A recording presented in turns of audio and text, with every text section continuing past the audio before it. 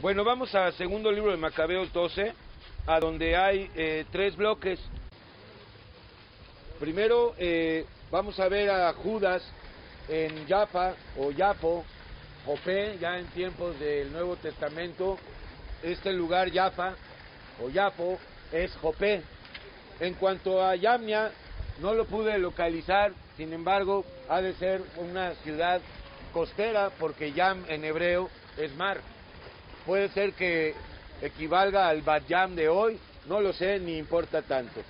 Si tú estás muy interesado en la arqueología y en la geografía, pues te puedes ir a tomar un curso, hermano, de arqueología bíblica, para que aprendas y te vuelvas un erudito y empieces a sentir gran orgullo de saber todos los mapas, hermano. Me sé todos los viajes misioneros de Pablo, por dónde pasó, a dónde comió, a dónde defecó, a dónde habló, a dónde fue tentado. Pues en todo el tiempo fue tentado. Perfecto. El segundo bloque, la captura de Caspín, tampoco encontré dónde está esta ciudad y otras ciudades. Y el tercer bloque es el más delicado. Se habla de ciertos judíos que murieron por haber quebrantado la ley de Dios y porque cuando fueron hallados muertos se les hallaron ídolos. Entonces Judas y sus hombres dedujeron que esa había sido la causa de la muerte. Y en efecto, ¿verdad? La idolatría es muerte. Lo delicado de este capítulo, o de esta parte del capítulo, ya te decía, es que los católicos, o el credo católico romano, en parte de aquí se basa para sustentar la existencia del llamado purgatorio, un lugar intermedio entre la tierra y el infierno. O sea, un lugar que está, hace cuenta, la tierra, el infierno y el cielo, y está equidistante a estos tres lugares. Ok, perfecto. Vamos entonces, hermano, hay varios personajes: Timoteo, Apolonio, Jerónimo, Domofón, Nicanor. También están Judas y sus generales, Sosípatro y Dositeo. Vamos a verlo. Primero el bloque en Jaffa y Yamina. Cerrados estos pactos, vimos en el capítulo pasado, cerró pacto, ¿verdad?, con Antíoco Eupator, las cartas que leímos. Y ahora vamos a ver, pues hermano, también cómo ese pacto lo rompió, como era de esperarse, Antíoco, ¿verdad? Perfecto, como el pacto que se va a firmar, el de Daniel 9, 25, 27, va a ser roto a la mitad de la semana, ¿verdad? O sea, los judíos van a ser traicionados. Van a firmar un pacto para que se pueda construir el templo, para que ya no haya guerra, pero a la mitad de la semana, entonces comienza la gran tribulación. Por eso es de 3 años y medio, no de 7. Vamos a ver, cerrados estos pactos, tú y yo estamos en el nuevo pacto con Yeshua. Lisias, que lo vimos en el capítulo pasado, perverso, regresó a la corte del rey Antíoco Eupator, hijo de Antíoco Epífanes IV, y los judíos se dedicaron a las labores del campo, agricultores. Ahora tú y yo también estamos en las labores del campo, pero espiritualmente hablando, sembrando, hermano, semilla verdadera, ¿verdad? Verdadera semilla, la palabra de Dios. Es más grande sembrar la semilla, la palabra de Dios, que sembrar zanahorias, hermano, o jitomates, porque eso da orgullo. Ah, mira mis plantas, mira mi limonero. Ok, hermano, perfecto. Entonces estamos en las labores del campo. ¿Todo bien, Patoti? Sí. El perrito mordió el Elisa. Ahorita te cuento. Sí. Pero algunos jefes de la región, ya sabes, ¿verdad, hermano? Si quieres ser el jefe, sé el jefe de tu hombre viejo. De nadie más. Pero algunos jefes de la región, Timoteo, Apolonio, hijo de Geneo, Jerónimo, Domofón y Nicanor, jefe de los chipriotas, o sea, oriundo de Chipre, como Bernabé, era chipriota. Ah, caray, era chipriota, hermano. Soy chipriota de abolengo, soy cretense. Ok, hermano. No los dejaban vivir tranquilos ni en paz, no, hermano, el pueblo perseguido, ¿verdad? A pesar de los pactos y las cartas. Ok, hermano, pues tampoco el diablo quiere que estemos tranquilos y en paz. Es lo último que quiere. Entonces, hermano, pues ¿tú qué quieres? El Espíritu Santo. Ok, entonces hermano, has de acabar con el hombre viejo, en el nombre de Yeshua. Los habitantes de Jaffa, el puerto de Jafo, muy cercano a Tel Aviv, a donde estaba Simón el curtidor en tiempos de Pedro, cometieron un horrible crimen, hermano, tremendo, hermano. Horribles crímenes hacemos y cometemos con la boca. La pistola está en la boca. Pero bueno, fíjate este crimen nefando, hermano. Invitaron a los judíos residentes a subir con sus mujeres e hijos a un carnaval, a una fiesta, a un convivio,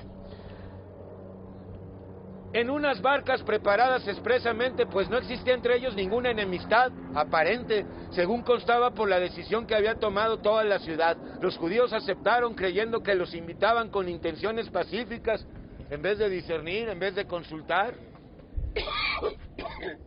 sin sospechar nada malo. Pero cuando estaban en alta mar, los tiraron al agua, o sea, los ahogaron. Eran como 200 personas, niños, niñas, mujeres, hermano. Esto desencadenó la furia ¿en quién? Pues en Judas Macabeo, ¿verdad, hermano? Todo lo hizo Dios para... Ok, hermano.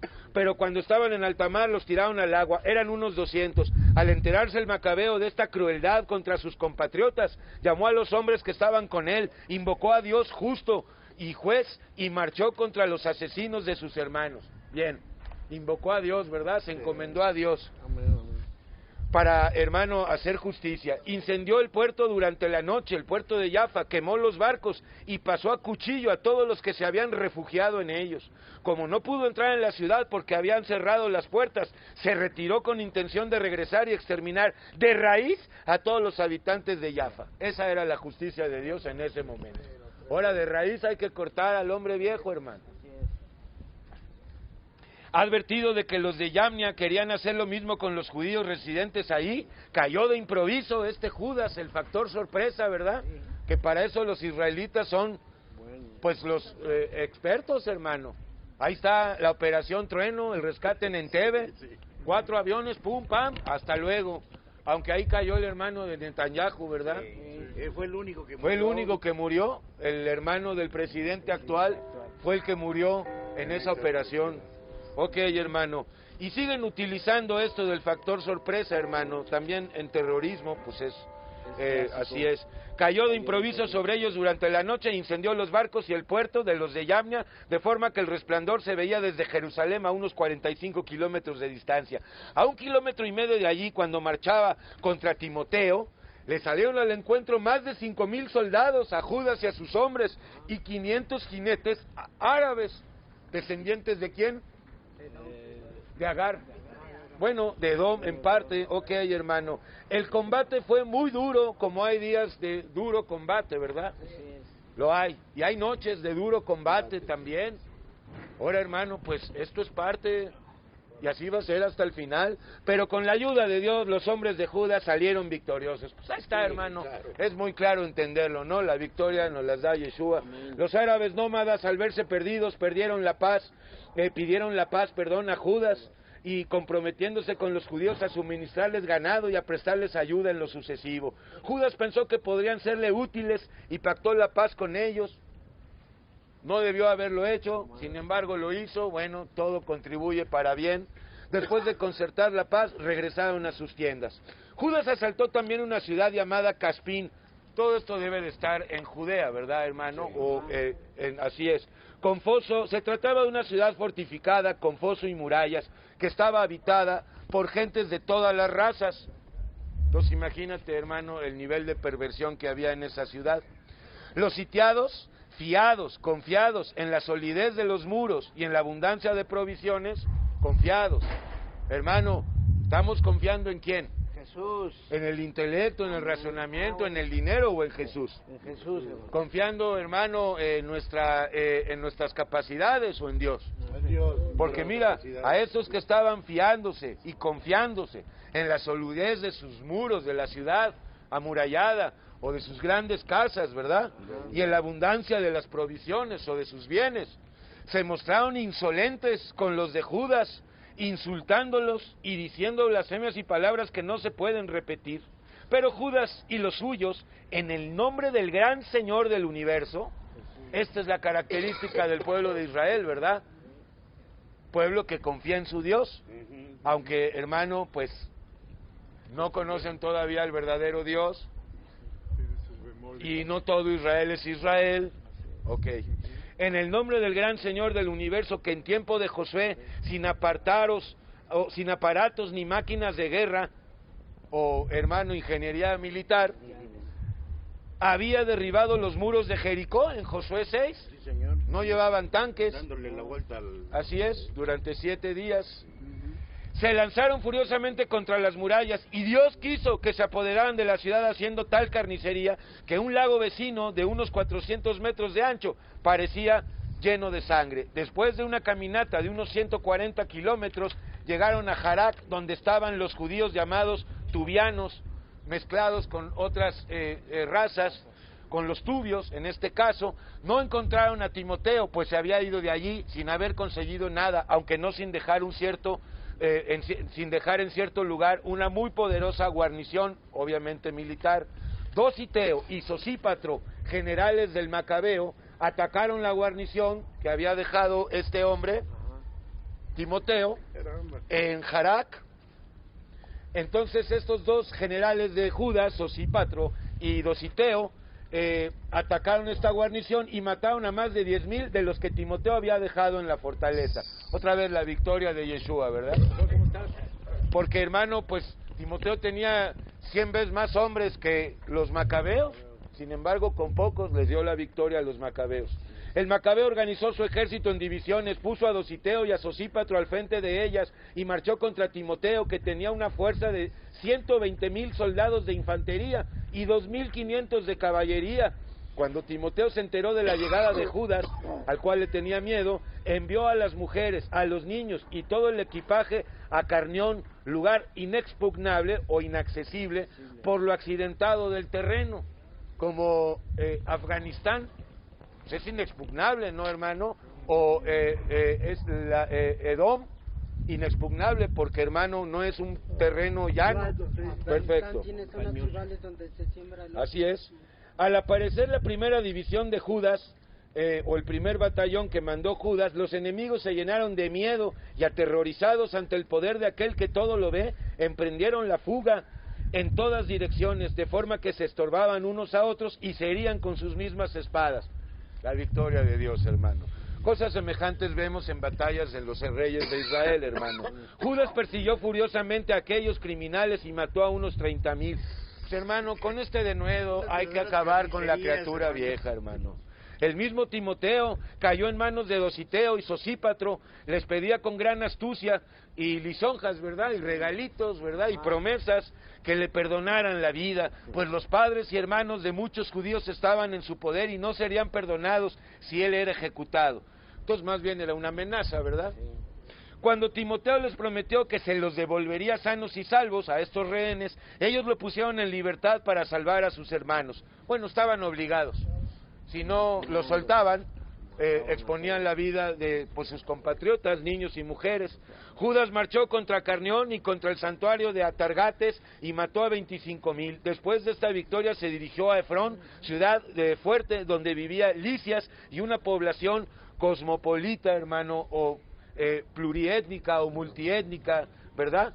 De todas las naciones. Jóvenes robustos alineados sobre las murallas se defendían con bravura. Bueno, también tú y yo estamos puestos para la defensa del Evangelio. Así es. Hablando el Evangelio.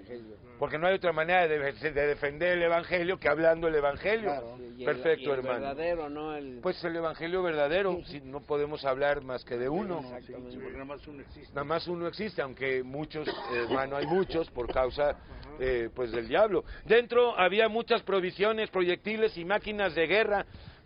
Los judíos invocaron al Señor que con su fuerza aplaste el poder de los enemigos. Bueno, tú lo entiendes espiritualmente igual que yo. Se apoderaron de la ciudad y mataron a 25,000 de los de adentro. De allí fueron a Esitópolis, no donde vivían los escitas, sino que la ciudad de Bet-Shan, en el tiempo de los macabeos, se le llamó Esitópolis. Hay otra Escitópolis, hermano, que no está en esta región, de donde vivían los escitas. Ok, hermano, que distaba 114 kilómetros de Jerusalén, pero los judíos residentes testificaron, la iglesia está testificando, que los escitopolianos les habían ayudado y que en los días de desgracia los habían tratado bien. Bueno, pues eso les valió la salvación, ¿verdad? Ok, hermano. Judas y los suyos les dieron las gracias a los de Escitópolis, rogándoles que fueran siempre benévolos. Bueno, hay que ser benévolos, benignos, pero sin Yeshua no se puede, con sus compatriotas. Después regresaron a Jerusalén, pues ya estaba cerca la fiesta de Pentecostés, hermano, fiesta que tú y yo festejamos todos los días, ¿verdad? Y bueno, hermano, después de Pentecostés marcharon contra Gorgias, gobernador de la región de Edom. Gorgias salió a su encuentro con 3,000 soldados de infantería y 400 de caballería. En la batalla cayeron algunos judíos. Un tal Dositeo, jinete valiente del cuerpo de los tubianos, agarró a Gorgias del manto y tiró de él con fuerza para capturar vivo al criminal, pero un jinete de Tracia se lanzó contra Dositeo y le cortó el brazo, con lo que Gorgias pudo ir a Maresa. Los hombres de Esdrías estaban cansados de tanta batalla, pero Judas pidió al Señor que se mostrara como aliado suyo, él es el aliado nuestro, el grito de guerra, luego lanzó el grito de guerra y entonando himnos, improvisó himnos de adoración a Dios, ¿verdad, hermano? No el himno nacional. En su lengua materna se lanzó de improviso contra las tropas de Gorgias y las hizo huir. Bueno, como vemos, Dios le dio la victoria al Macabeo, ¿verdad? Porque el Macabeo estaba ahí saliendo a la guerra, confiando en Dios y no en sus hombres, no en sus destrezas, no en sus armas de guerra. Ahora la sección delicada. Judas reunió su ejército y lo llevó a Adulán. El día 7º se purificaron de acuerdo a la ley. Ahora, hermano, pues la purificación la hace Dios y, hermano, todos los días. No es un día de purificación o cierto mes al año, es todos los días. La misma obediencia, el mismo caminar en la esperanza nos purifica más y más. No el hombre viejo, no el corazón, el alma. Perfecto, hermano. En el día 7º se purificaron según la ley y celebraron el sábado. Como el tiempo apremiaba, los hombres de Judas fueron al día siguiente a recoger los cadáveres para enterrarlos con sus parientes, para darles sepultura en los sepulcros de sus antepasados. Bajo la túnica de cada uno de los muertos encontraron objetos consagrados a los ídolos de Yamnia, o ídolos que en esta región de Yamnia se adoraban, ¿verdad? Y prohibidos por la ley de los judíos. Bueno, hermano, toda idolatría está condenada por la Biblia, ¿verdad? Todo tipo de idolatría. Entonces todos comprendieron que esa había sido la causa de su muerte. Y pues probablemente, ¿verdad, hermano? Bendijeron al Señor, juez justo, que descubre o revela las cosas ocultas, y rogaron al Señor, esto es lo más delicado, que aquel pecado les fuera totalmente perdonado. ¿Ves aquí el sustento a la doctrina del purgatorio? Sí. Si ya estaban muertos, Ya no podían. ¿por qué orar para que se les quite el pecado cuando sabemos que la sana doctrina dice que el arrepentimiento es aquí en la tierra? No hay un lugar como tal llamado purgatorio a donde todavía hay chance de que, hermano, llegues a una perfección completa. Entonces rogaron al Señor que aquel pecado les fuera totalmente perdonado. No tiene sentido, si ya estaban muertos. Dios no perdona, hermano, pecados ya muertos. Perdona pecados en vida. Es Dios de vivos, ¿no? Sí. Exacto. Judas exhortó a sus tropas a conservarse sin pecado, bueno, a vivir sin pecado, sometiéndolo. Pues acababan de ver lo que había pasado. Entonces esto también incrementó el temor en todos los macabeos y en los hombres de los macabeos. Vieron que, hermano, judíos habían muerto por esta causa. Entonces Judas les recomendó a mantenerse sin pecado, pues acababan de ver lo que había pasado a los que habían muerto por su pecado. Pero además hizo una colecta entre los soldados y reunió 2,000 dracmas de plata que envió a Jerusalén. Acá está otra cosa lamentable, para que ofrecieran un sacrificio por el pecado de estos muertos. Pues esto es, hermano, la idea de que nefasta y aberrante de que los vivos podemos orar por los muertos y viceversa, que los muertos pueden interceder por los vivos. No, pues eso puede ser. No. Esto es eso. Esto es eso, hermano. ¿Qué sentido tenía ofrecer un sacrificio por estos? O pedir que se les quite el pecado si ya estaban muertos. Solo Dios sabe si se fueron arrepentidos o no. Y esto nos lo dice el Señor Así es. con Lázaro. Así es, ¿verdad? así es, así es. Él- Entonces dice, actuó recta y noblemente este Judas pensando en la resurrección, pues si él no hubiera creído que los muertos habían de resucitar, bueno, obviamente Judas creía en la resurrección, como israelita lo creía, lo sabía. Para él no era ninguna mafufada, ¿verdad? Como para los atenienses. Cuando llegó Pablo y habló de la resurrección, para los atenienses, hermano, fue una maragüina. Así es, hermano. Así es. Pero como israelita, Judas no. La misma hermana de Lázaro, Marta, creía en la resurrección. Ok, hermano. Pues si él no hubiera creído que los muertos habrían de resucitar, ahora, hermano, para la iglesia la resurrección ya comenzó. Así es, para la iglesia de Jesús. Así es, hermano. No conozco a otra, hermano. Ok. Entonces, pues si él no hubiera creído que los muertos habrían de resucitar, habría sido ridículo y superfluo rezar por ellos. Pues es ridículo y superfluo rezar por los muertos. Aunque resuciten. Ya estaban muertos. Esto no sé si es la cuestión de Judas o es cuestión del escritor. Judas no escribió este libro. De él se escribió. No te puedo decir si Judas realmente pensaba esto. Me cuesta trabajo creerlo, o es cuestión del autor de segundo libro de Macabeos. Yo creo que sí, hermano. Ok, pero creyendo firmemente que a los que mueren piadosamente, más bien arrepentidamente, les está reservada una gran recompensa. No es tanto piadosamente, sino arrepentidamente. Pensamiento santo y piadoso ofreció el sacrificio expiatorio para que los muertos fueran absueltos de sus pecados. Esto es gravísimo.